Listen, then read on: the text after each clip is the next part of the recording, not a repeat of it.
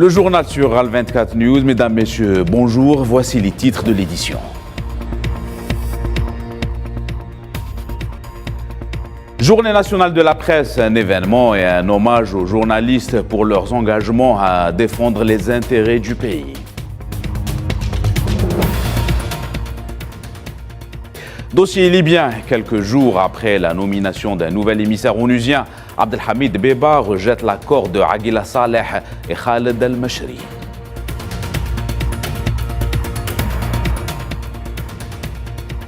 Giorgia Meloni a prêté serment aujourd'hui après avoir été nommée par le président italien.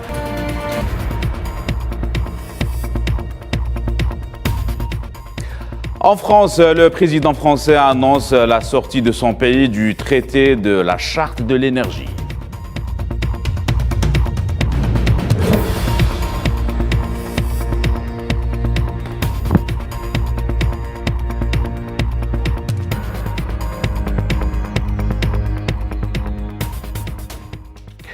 Bonjour à tous. Le président algérien Abdelmadjid Tebboune a salué à la veille de la célébration de la journée nationale de la presse, a salué le niveau de prise de conscience nationale des médias qui font face au plan mené contre l'Algérie.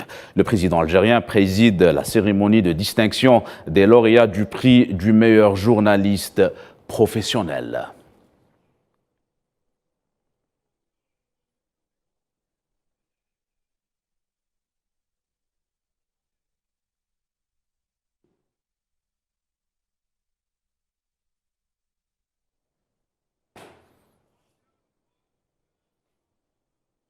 C'est donc plus qu'un événement. Le 22 octobre est aussi une date pour faire rappeler les engagements de la presse algérienne à défendre les intérêts de la presse nationale.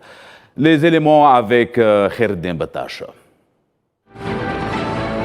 L'Algérie célèbre aujourd'hui la journée nationale de la presse, à l'heure où de profonds changements s'opèrent au sein de cette famille, plus que jamais impliquée dans la défense des intérêts suprêmes de la nation. Patriotisme, noblesse, sacrifice et sens du devoir, des notions que cette corporation ne connaît que trop bien, fruit des années de lutte pour le recouvrement de la souveraineté nationale et bercée par les principes de la liberté, le devoir d'informer. Son chemin, parfois parsemé d'embûches, n'a pas été un long fleuve tranquille, mais à l'arrivée, un parcours dont la presse algérienne peut être fière. Elle est toujours vent debout contre la moindre menace faite au pays et au peuple. L'engagement de la presse nationale à se tenir au chevet du peuple algérien à ses heures les plus sombres, mais également à défendre la cause des peuples opprimés, lui a aussi valu l'honneur d'écrire leurs plus belles pages. Mais à l'heure du numérique, du digital et des réseaux sociaux, c'est un nouveau chapitre qui s'ouvre, avec à la clé des défis importants à relever pour les soldats de l'information. La presse, un métier en pleine mutation, change de peau pour s'adapter à son nouvel environnement.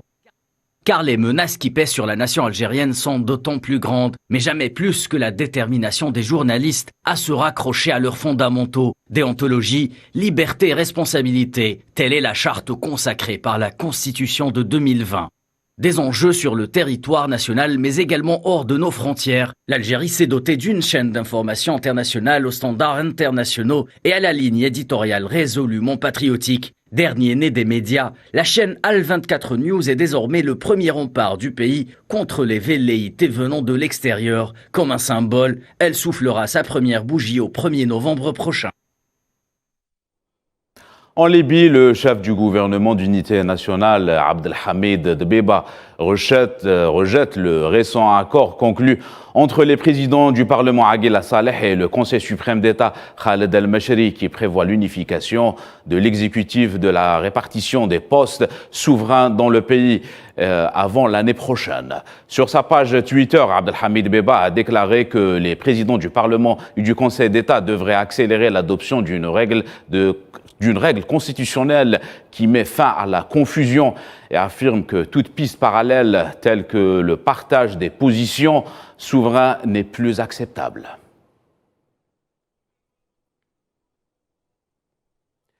Actualité continentale toujours au Tchad, le président tchadien de transition Mohamed Idriss Déby a rendu visite à des blessés dans un hôpital de la capitale N'Djamena. au lendemain des violences sans précédent lors des manifestations qui ont causé une cinquantaine de morts et des centaines de blessés dans la capitale et ailleurs.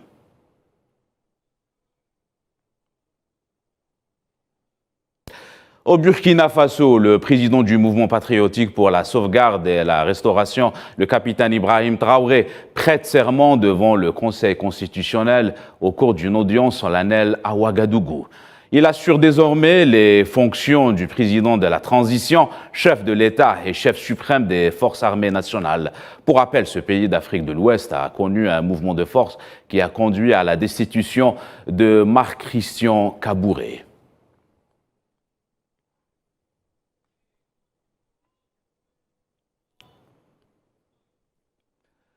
Les autorités de la région éthiopienne du Tigré participeront à un round de négociations de paix prévu lundi en Afrique du Sud sous l'égide de l'Union africaine, visant à mettre fin à 2 ans de conflit avec le gouvernement fédéral. Pour rappel, le gouvernement fédéral éthiopien s'oppose à un conflit aux factions tigriennes depuis le mois de novembre 2020.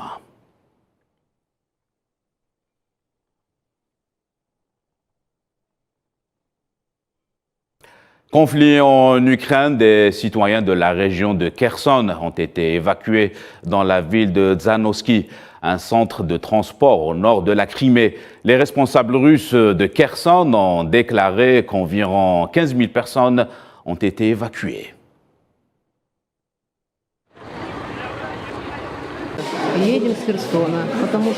Nous venons de Kherson car des bombardements intensifs ont commencé. Nous avons peur pour nos vies, j'ai peur pour la vie de ma fille. Cela devient effrayant, les Russes ont pratiquement désert, tout le monde est parti, on ne sait où. Environ 10 bus transportaient des réfugiés aujourd'hui. Nous avons aidé autant que possible. Certains ont été transportés en minibus dans la ville, d'autres ont été escortés jusqu'aux gares de banlieue. Selon le représentant permanent de la France auprès des Nations Unies, les forces armées russes emploient des drones iraniens en Ukraine. Pour le représentant russe, l'Ukraine et ses soutiens occidentaux essayent de populariser une nouvelle fois la désinformation. Les forces armées russes emploient Nous vous le disions en titre, la nouvelle première ministre italienne Giorgia Meloni prête serment devant le président de la République Sergio Mattarella.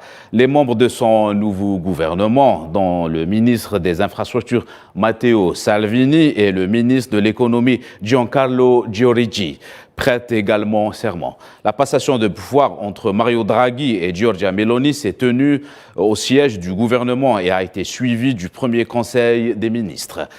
Giorgia Meloni, qui avec son parti Fratelli d'Italia a remporté une victoire historique aux législatives italiennes du 25 septembre et a été officiellement nommée chef du gouvernement italien depuis vendredi. Entre l'Australie et le Japon, un pacte de sécurité a été signé dans la région Indo-Pacifique, une première entre Tokyo et Canberra. Et dans le cadre de la signature, le Premier ministre japonais Fumio Kishida a rencontré son homologue Anthony Albanese à Perth, dans l'ouest australien, pour remanier l'accord vieux de 15 ans.